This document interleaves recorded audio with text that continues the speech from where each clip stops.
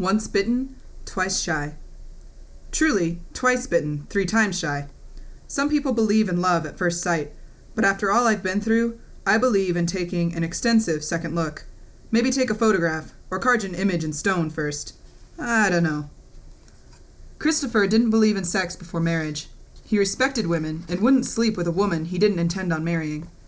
As he matured, his female co-workers actually created contests to see who could deflower the virgin. One girl even pretended to be him and asked for a night off from work to surprise him with a special camping trip in order to seduce him. She had no success. All men are not the same. All men are not sex-starved pigs. Here was a man who shattered every male stereotype I had. Crumbs. He was wholesome, pure, and honest, having only one lover in his life. When the relationship failed, he didn't date anyone for years. Gossipers questioned his masculinity for not sleeping around, but his morals were unshakable. I personally knew women who wanted him, but he made no advances toward their audacious flirtations. I began to actually admire him. For the first time in my life, I admired a man who wasn't my father. He had the security and love of a whole family, with no pieces missing. He was college educated, had a great sense of humor, had a clean criminal record, and had no history of depression. Did I just hit the great guy lottery? I noticed his attractiveness even more, and when his voice began to take on a smoky tone, we formally began dating. I discovered Christopher was older than I was, and fear briefly threatened me. I cannot bury another person I love.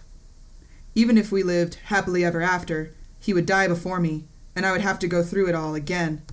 I was horrified by this fact, and Christopher knew it. I can't do it. Do I have to leave him? But one night, with a childlike smirk, he proudly presented me with a letter. I loved getting letters from him, and opened it eagerly. I couldn't help but to giggle out loud. Chris had formed 2 neat columns of all the reasons why he was going to outlive me.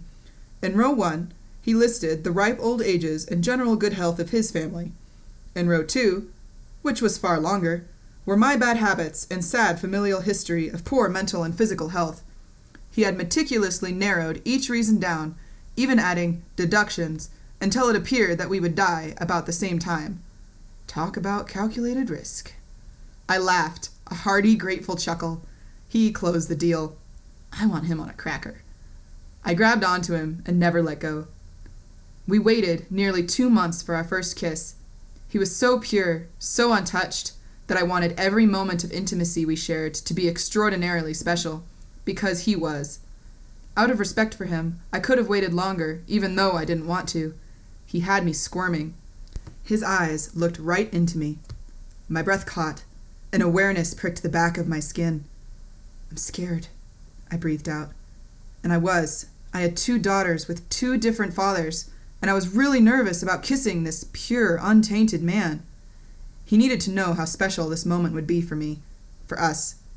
He licked his lips provocatively and arched his brow. My fear had clearly amused him. I'm not, he answered coolly, a flash of passion in his eyes. His voice poured over me. He snaked his arm around my neck, pulling me closer. He lifted my chin with his other hand, and our mouths found each other's easily. My heart raced and my stomach quivered. I dissolved at the sensation of his touch. My entire body strained towards his, and I accidentally dug my fingernails into his side hungrily. This man is yummy. I found myself lightheaded. I didn't want to let go. Love is so wonderful. Love incites and invigorates me, and it puts me in a state of mind where everything around me is a momentary passing. I was falling in love. I couldn't believe it. To this day, Christopher has a profound visceral effect on me, deeper than anything I had felt before. Magnificence encased in the heart. An eternal springtime. I couldn't get enough of him, and had become addicted to his compassionate heart. I overdosed on his pheromones. I discovered that there really is a place you can touch a woman and drive her crazy. Her heart.